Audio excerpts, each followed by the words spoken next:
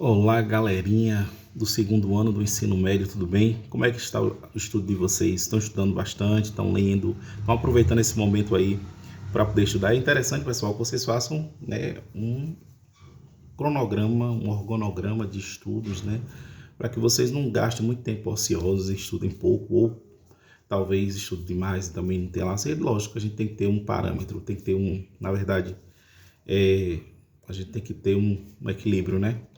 Pois bem, mas vamos lá. O assunto, a videoaula de hoje, segundo ano do ensino médio, sociologia, né?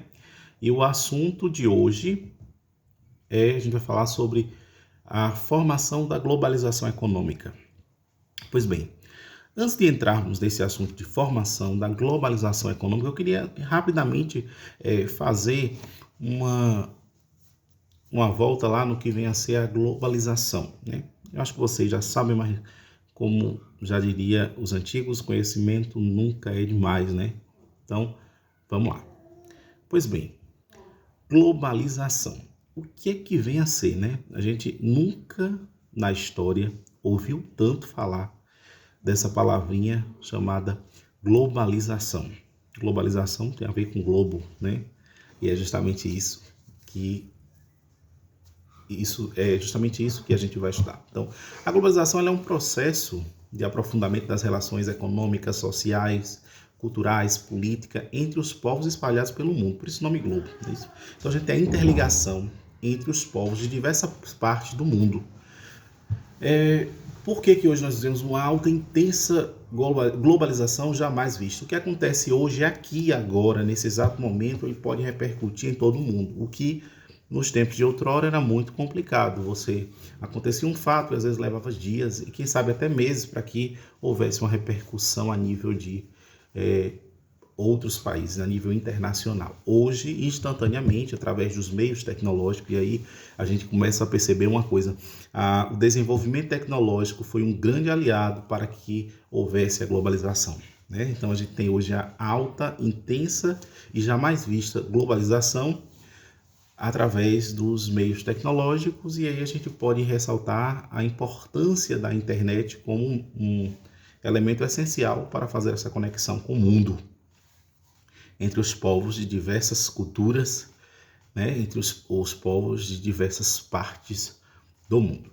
Então vamos lá. Então entendemos o seguinte, que globalização é um processo de aprofundamento das relações econômicas, sociais, culturais, políticas entre os povos espalhados pelo mundo e é caracterizada pela diminuição das barreiras econômicas e migratórias entre os povos, né? Bom, quando é que a gente tem a origem dessa globalização? Ela é muito antiga, né? É muito antiga. A gente tem ali no século XV, né? Durante o período mercantilista, que é o momento em que as nações europeias, em especial Portugal e Espanha, começam a buscar, né, colônias, e a gente tem a interligação da Europa com a América. Então, várias nações europeias, não só Portugal e Espanha, mas Holanda, né, França, vão se lançar no mar, né, vão se lançar ao mar em busca de terras, em busca de riquezas. E aí, mais tarde, né, a gente tem ali com a Revolução Industrial, no século XVIII, né, a gente vai ter um aumento ainda maior em busca principalmente de força de trabalho, de locais para consumir as mercadorias, locais onde se possa adquirir matéria-prima, né? Então a gente vai ter lugares na Ásia, na África e na América do Sul. Então, essa ida de lugares para lugares, essa interligação entre países, nada mais é do que globalização, né? O homem europeu ele entrou em contato com diversos povos de diversos continentes, estabeleceu relações comerciais e, logicamente, que a gente sabe que, assim, tá indo para fazer um negócio econômico, tá indo para desenvolver uma relação comercial. Mas quer queira, quer não, como ser humano, ele é um ser sociável, ele é um ser que se adapta ao outro, né? É um ser que recebe do outro. Então a gente vai, quando eu digo recebe do outro, eu estou falando no sentido de nós adquirirmos, né, do nosso outro, do outro que eu digo, daquele que estamos tendo contato, né? Adquirimos muito dos hábitos, muito dos costumes. Então a gente vai ter também uma troca cultural, né? Então, para além das questões econômicas, esse processo de globalização inicial que tinha um viés econômico acaba também repercutindo culturalmente. É por isso que a sociologia vai se dedicar a estudar, porque tem a ver com a dominação cultural de povos, né, de outros povos. Então, isso vem a ser justamente a chamada globalização, né? Deu para entender aí o que é que vem a ser essa globalização, né? Bom, quando a gente fala em formação da globalização econômica, a gente vai tratar de um assunto chamado blocos econômicos. O que são os blocos econômicos? São pactos, alianças feitas entre países para que diminua as barreiras de uma nação para outra, para que possa se desenvolver relações comerciais, né? Para que possa haver essa troca econômica, cultural, certo? Mas vamos entender um pouco o que é que vem a ser esses blocos econômicos que surgiram no século XX e que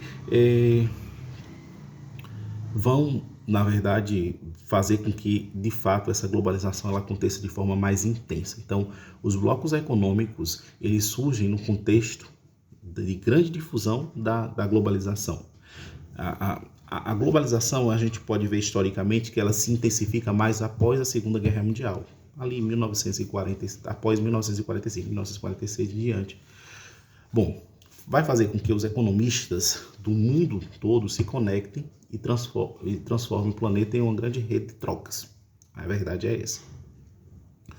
Pois bem, professor, mas nesse momento, depois da Segunda Guerra Mundial, a gente tem aí uma barreira, que é a barreira do socialismo, justamente, né? A gente tem ali a questão da bipolarização, de um lado os capitalistas, do outro os socialistas, mas o capitalismo estava mais fortalecido, vamos dizer assim, porque muitas nações começaram a se desenvolver, as capitalistas, as socialistas não. E aí a gente sabe que no final da década de 80, início da década de 90, a gente tem a derrocada do socialismo. O socialismo cai por terra, queda do Muro de Berlim, é a expressão máxima da queda do socialismo, a divisão da Alemanha, e a gente tem hoje a supremacia do capitalismo. Então, falar em globalização e não falar em capitalismo é justamente cometer um erro terrível, porque tem tudo a ver, certo? Essa interligação ela tem, logicamente, que um viés econômico. Inicialmente começou assim, lá no século XV, né, e fortalecido no século XVIII e ainda até os dias atuais, né? Porque os acordos que são feitos entre as nações, elas têm justamente essa visão de benefício de ambas as partes, não é isso? Então a gente tem o que aí? A gente tem esse mundo sendo essa rede de trocas. Bom, esses blocos econômicos, eles vão, na verdade, diminuir, né? Passa-se a diminuir as barreiras alfandegárias, que é justamente aquelas entravezinhas que tem com, vamos dizer assim, as nações criam alguns impedimentos para que não entre, por exemplo, muito produto estrangeiro, né, nas suas economias, logicamente, porque isso atrapalha, né? Imagine você, por exemplo, digamos que o Brasil deixasse aqui tudo aberto para que entrasse sem nenhuma barreira, sem nenhum entrave, vários produtos estrangeiros. O que é que iria acontecer? Logicamente que iria prejudicar muito a questão industrial, porque se o produto estrangeiro está circulando muito, a renda não está ficando, está investindo mais na indústria externa e não na indústria interna, né? Mas o que é que a gente percebe? Inclusive o Bolsonaro assinou um acordo com a União Europeia. Na verdade, o que é que se quer? A gente ainda é um país essencialmente agrário, uma boa parte do que a gente produz advém da agricultura, então a gente exporta muito produto agrícola para o exterior, tirando um pouco a questão dos impostos alfandegários, né? Isso vai facilitar, mas logicamente que tem a contrapartida, né? Então eles vão querer a abertura para que coloque os seus produtos industrializados. Então, uma das características dos blocos econômicos é essa questão das relações entre as nações, relações de benefícios mútuos, ou seja, uma nação quer ganhar e a outra também. Não vai beneficiar só uma parte, obviamente. Então, os blocos econômicos eles vão, na verdade, passar a diminuir essas barreiras, né, essas fronteiras que são impostas entre os países, e vai haver as chamadas trocas significativas, como eu falei, beneficiando ambas as partes, né? E a gente tem também, logicamente, que não só é interessante que a gente perceba isso, não só a questão, eu falo muito da questão da mercadoria, de entrar e de sair, mas não só a mercadoria, mas a entrada e saída de pessoas, né? Por exemplo, o Mercosul, Mercado Comum do Sul, que é um bloco econômico aqui dos países sul-americanos, e a gente percebe o seguinte, que há uma circulação entre pessoas e não há necessidade, por exemplo, de você ter um passaporte. A gente teve um fato, né, atual de Ronaldinho Gaúcho, que foi preso com um passaporte falsificado, né, no Paraguai ou Uruguai, mas a gente está meio que em dúvida. Mas o que acontece? Não precisaria, porque faz parte da União Europeia, não é isso? Então a gente tem ali, da União Europeia, do Mercosul, não é isso? Do Mercosul. Então não precisa. Uma das características justamente é essa. Os países membros eles vão ter a circulação de mercadorias e de pessoas também. Isso vai facilitar, né? Então, a circulação de mercadorias e a circulação de pessoas, né? Deu para entender essa questão dos blocos econômicos, né? Então, é um bloco que pode, que beneficia um bloco econômico, é na verdade a união entre países, né? Para se ter benefícios econômicos e para se ter a livre circulação de mercadorias, né? E para que se aumente, vamos dizer assim, as chamadas trocas comerciais, né? Acho que ficou claro aí, deu para entender, né, pessoal? Então, é basicamente isso daí que a gente precisa saber, certo?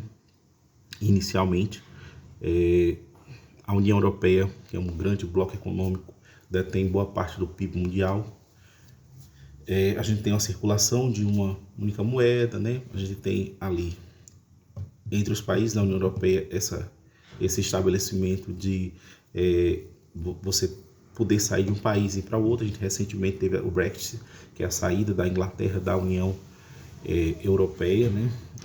A Inglaterra ela não tinha a moeda o euro, até hoje é a libra, desde muito tempo. Mas vai um impacto muito grande, porque a gente sabe que a Inglaterra é uma potência, né?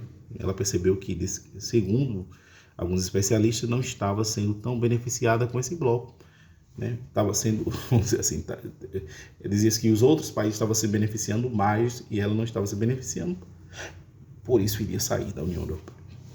Pois bem, é basicamente isso. Eu acho que vocês estudam mais a fundo, que é uma matéria da geografia, mas que a gente estuda também na sociologia, porque tem a ver justamente com essa troca, essa relação cultural entre os povos.